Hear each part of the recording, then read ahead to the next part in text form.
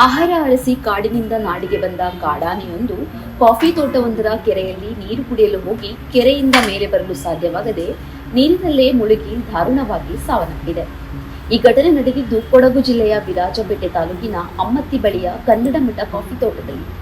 ಕೊಡಗಿನಲ್ಲಿ ಇತ್ತೀಚೆಗೆ ಆನೆ ಮಾನವ ಸಂಘರ್ಷ ಹೆಚ್ಚಾಗುತ್ತಿದ್ದು, ಕಳೆದ ಕೆಲವು ದಿನಗಳಿಂದ ಈ ಪ್ರದೇಶದಲ್ಲಿ ಕಾಡಾನೆಗಳ ಗುಂಪು ಕಾಣಿಸಿಕೊಂಡಿದೆ.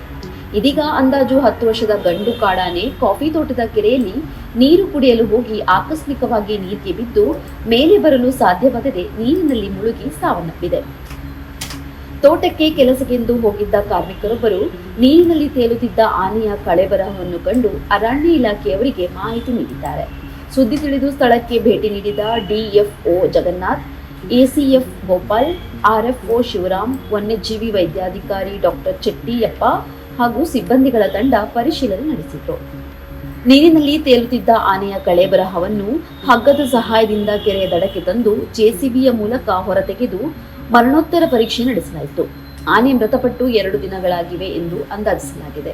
ಮರಣೋತ್ತರ ಪರೀಕ್ಷೆಯ ಬಳಿಕ ಗುಂಡಿ ತೋಡಿ ಅಂತ್ಯ ಸಂಸ್ಕಾರ ಮಾಡಲಾಗಿದೆ. ಅಂದಾಜು 2 ಕೆಜಿ ತೂಕದ ಆನೆಯ 2 ದಂತಗಳನ್ನು ವಶಪಡಿಸಿಕೊಳ್ಳಲಾಗಿದ್ದು ಮುಂದಿನ ಕ್ರಮ ಕೈಗೊಳ್ಳಲಾಗಿದೆ. ಈ ಸಂದರ್ಭದಲ್ಲಿ ಉಪವಲಯ ಅರಣ್ಯಾಧಿಕಾರಿಗಳಾದ ಸಜಿತ್ ಸೋಮಯ್ಯ, ಕನ್ನಡಂ ರಾಜನ್, ಅರಣ್ಯ ರಕ್ಷಕ ಅರುಣ್ ಸೇರಿದಂತೆ ಆರ್ಆರ್ಟಿ ಮತ್ತು ಇಪಿಟಿ ಸಿಬ್ಬಂದಿ ಉಪಸ್ಥಿತರಿದ್ದರು. ಕೊಡಗಿನಲ್ಲಿ ಕಾಫಿ ತೋಟಗಳಲ್ಲಿ ಕಾಡಾನೆಗಳ ದಾಳಿ ಸಾಮಾನ್ಯವಂತಾಗಿದೆ.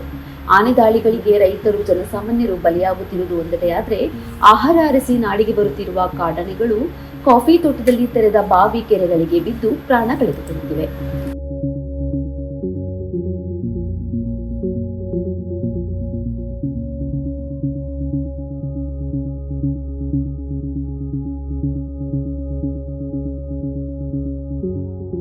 ಹೆಚ್ಚಿನ ಸುದ್ದಿ ಅಪ್ಡೇಟ್ಗೆ ಈಗಲೇ the federal Karnataka YouTube page ಅನ್ನು ಸಬ್ಸ್ಕ್ರೈಬ್ ಮಾಡಿ.